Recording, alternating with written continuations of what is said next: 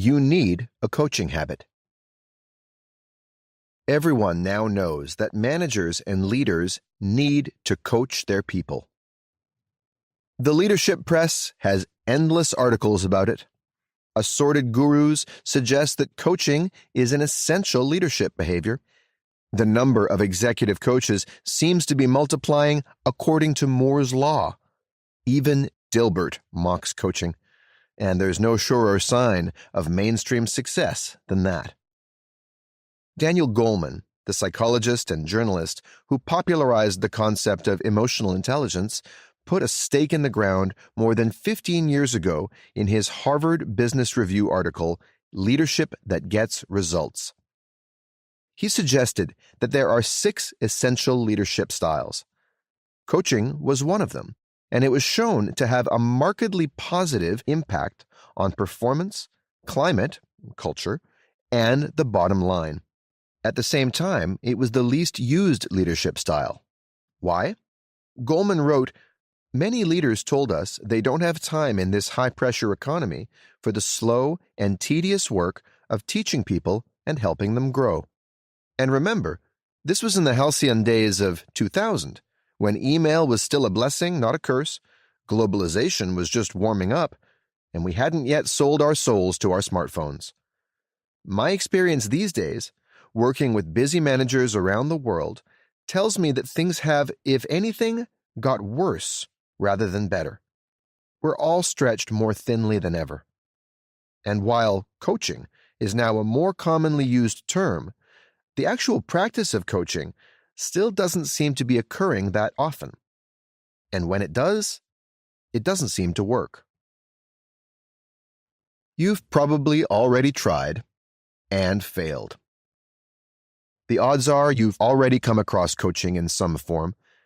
Research in 2006 from leadership development firm Blessing White suggested that 73% of managers had some form of coaching training. So far, so good. However, it seems it wasn't very good coaching training.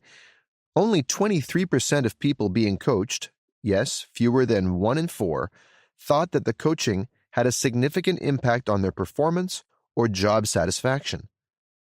10% even suggested that the coaching they were getting was having a negative effect. Can you imagine what it would be like going into those meetings? I look forward to being more confused and less motivated after my coaching session with you.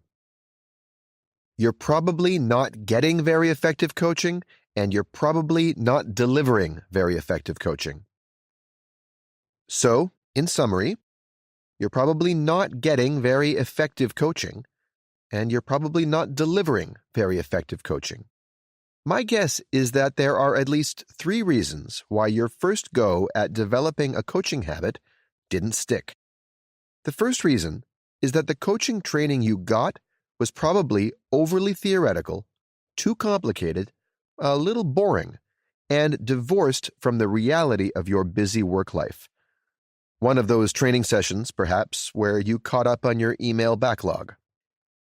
Even if the training was engaging, here's reason number 2, you likely didn't spend much time figuring out how to translate the new insights into action so you'd do things differently. When you got back to the office, the status quo flexed its impressive muscles, got you in a headlock, and soon had you doing things exactly the way you'd done them before. The third reason is that the seemingly simple behavior change of giving a little less advice and asking a few more questions is surprisingly difficult. You've spent years delivering advice and getting promoted and praised for it. You're seen to be adding value, and you've the added bonus of staying in control of the situation. On the other hand, when you're asking questions, you might feel less certain about whether you're being useful, the conversation can feel slower, and you might feel like you've somewhat lost control of the conversation. And indeed, you have. That's called empowering.